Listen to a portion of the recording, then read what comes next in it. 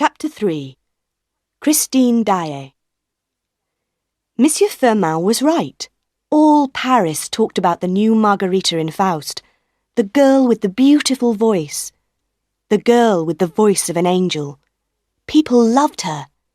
They laughed and cried and called for more. Daae was wonderful, the best singer in the world. Behind the stage, Meg Giry looked at Annie Sorelli. Christine Daae never sang like that before, she said to Annie. Why was she so good tonight? Perhaps she's got a new music teacher, Annie said. The noise in the opera house went on for a long time. In box 14, Philippe, the Comte de Chagny, turned to his younger brother and smiled. Well, Raoul, what did you think of Daae tonight? Raoul, the Vicomte de Chagny, was 21 years old. He had blue eyes and black hair, and a wonderful smile. The Chagny family was old and rich, and many girls in Paris were in love with the young Vicomte. But Raoul was not interested in them. He smiled back at his brother. What can I say? Christine is an angel, that's all. I'm going to her dressing room to see her tonight. Philippe laughed. He was 20 years older than Raoul, and was more like a father than a brother. Ah, I understand, he said.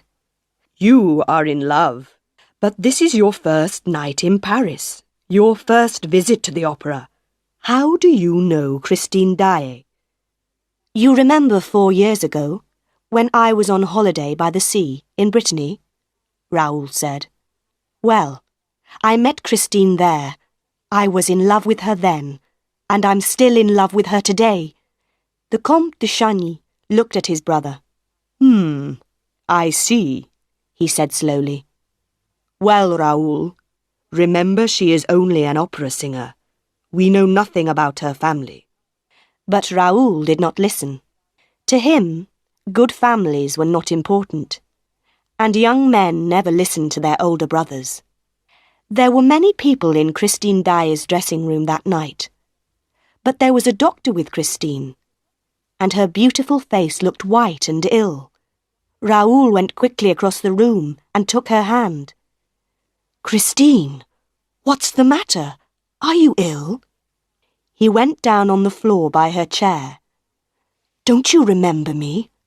Raoul de Chagny, in Brittany.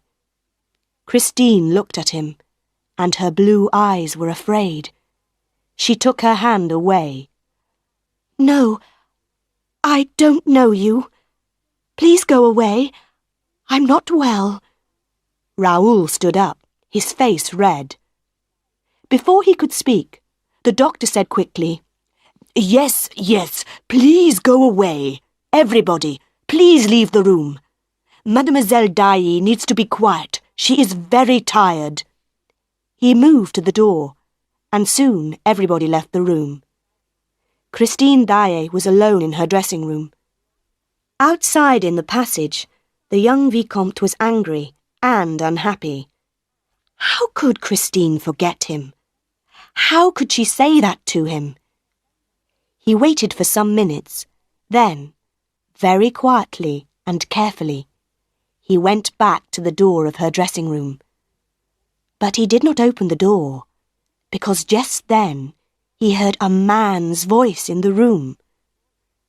Christine, you must love me, the voice said. Then Raoul heard Christine's voice. How can you talk like that, when I sing only for you? Tonight I gave everything to you, everything, and now I'm so tired. Her voice was unhappy and afraid. You sang like an angel, the man's voice said. Raoul walked away. So, that was the answer. Christine Daae had a lover. But why was her voice so unhappy? He waited in the shadows near her room. He wanted to see her lover, his enemy. After about 10 minutes, Christine came out of her room, alone, and walked away down the passage. Raoul waited, but no man came out after her. There was nobody in the passage, so Raoul went quickly up to the door of the dressing room, opened it, and went in. He closed the door quietly behind him, then called out, "Where are you? I know you're in here. Come out." There was no answer. Raoul looked everywhere, under the chairs, behind all the clothes, in all the dark corners of the room. There was nobody there.